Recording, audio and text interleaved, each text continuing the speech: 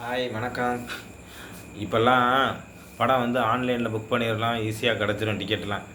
அதே மாதிரி இவ்வளோ கூட்டமும் இருக்காது. ஆனால் அப்போல்லாம் பார்த்தீங்கன்னு வச்சுங்களேன், ஒரு தேட்டர்லேயும் கூட ஒரு ஷோ கூட பார்க்க முடியாது.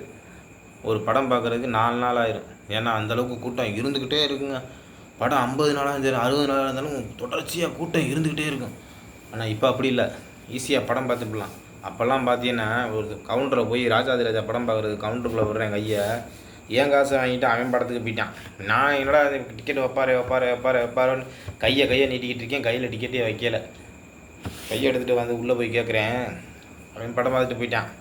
நானும் அவன் எவ்வளோ நேரம் தான் நின்று பார்க்குறது, ஏமாலியே தான் வந்தேன். அந்த மாதிரி காலகட்டம் அப்படி. இப்போ அப்படி இல்லை.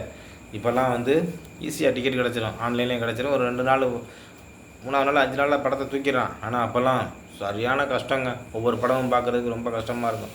படமும் நல்லாயிருக்கும்.